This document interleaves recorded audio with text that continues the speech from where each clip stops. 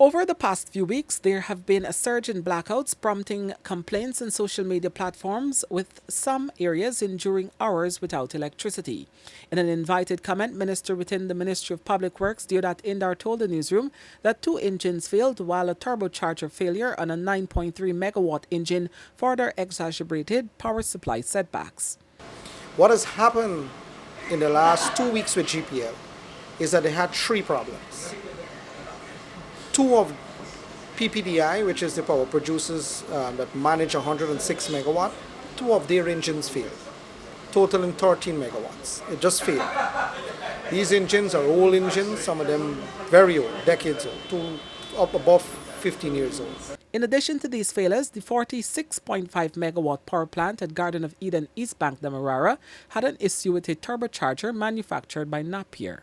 The 46.5 megawatts plant that we have came with a turbocharger on those engines, a manufacturer called Napier, N-A-P-I-R. Though the Wärtsilä engines that we had previously have what we call ABB turbochargers. The ABB turbochargers have twice the economic life of these Napier chargers that are currently installed at the 46.5 megawatts. So they run half the life of an ABB charger. And though one of those turbochargers went down on one of those engines, which is a 9.3 megawatt engine. So together, between the two from PPDI and the one from the 46.5 Wärtsilä plant, 22 to 23 megawatts of power came out the system. Meanwhile, Indar said the turbocharger was replaced last Thursday. As it relates to the two other engines, Indar assured that one will be back in operation in about 2 weeks, while the bearing for the other is being manufactured.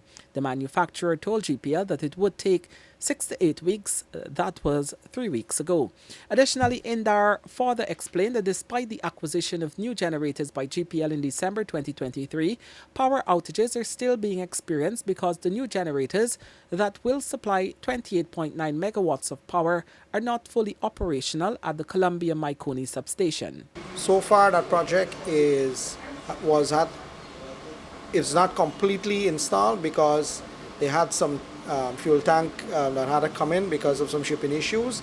Nevertheless, the contractor has asked GPL for a 2-month extension, which is supposed to be in February. They now have April. Currently, 14 out of the 17 engines are operational, with plans to connect more as needed to alleviate power supply challenges. The remaining engines are expected to be operational in the coming weeks, contributing to increased grid stability.